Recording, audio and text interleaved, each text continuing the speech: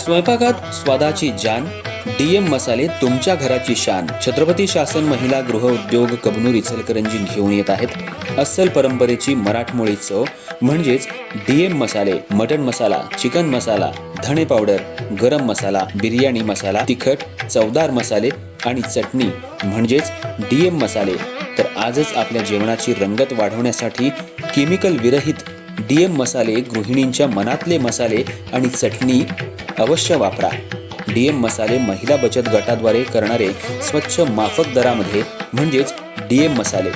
संपर्क दिव्याताई मगदूम, मोबाईल 91 30 80 22 55.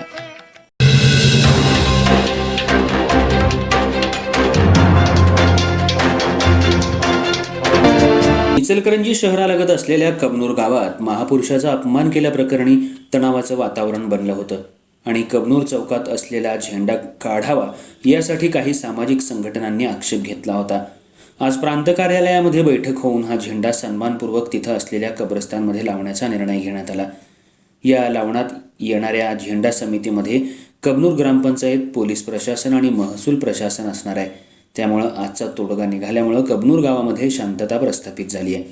कबनूर इथं गेल्या 2 दिवसांपूर्वी महापुरुषांचा अपमान केल्याप्रकरणी काही जणांवर गुन्हे दाखल करण्यात आले होते. हे गुन्हे मागे घ्यावेत यासाठी हिंदुत्ववादी कार्यकर्ते आक्रमक झाले होते आणि सकाळपासूनच पोलीस ठाण्याबाहेर ठिय्या आंदोलन करण्यात आलं होतं. तसंच कबनूर चौकात असलेला एक झेंडा आक्षेपार्ह आहे, हा काढून घ्यावा यासाठीही आंदोलन करण्यात आलं होतं. आज महसूल प्रशासन, पोलीस प्रशासन यांनी प्रांत कार्यालयात दोन्ही समाजाची बैठक घेतली. यात प्रांताधिकारी दीपक शिंदे आणि अप्पर पोलीस अधीक्षक अण्णासाहेब जाधव, DYSP विक्रांत गायकवाड, कबनूर गावचे सरपंच, डेप्युटी सरपंच, दोन्ही समाजातील समाज बांधव यांची बैठक होऊन योग्य तो तोडगा काढण्यात आला. चौकात जो आक्षेपार्ह झेंडा आहे तो काढून घेऊन एका कब्रस्तानाच्या जागेमध्ये लावण्याचा निर्णय एकमतानं घेण्यात आला.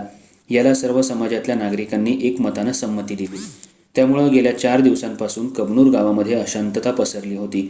आता पुन्हा शांतता प्रस्थापित झाली आहे. ज्या ठिकाणी झेंडा लावण्यात येणार आहे त्यासाठी एक समिती तयार करण्यात आली आहे.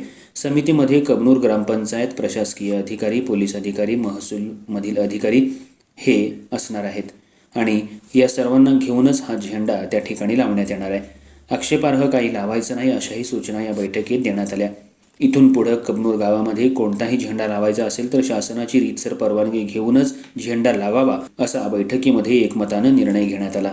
या बैठकीला प्रांताधिकारी, पोलीस अधिकारी, गावातील सरपंच, उपसरपंच, दोन्ही समाजातील कार्यकर्ते मोठ्या संख्येनं उपस्थित होते.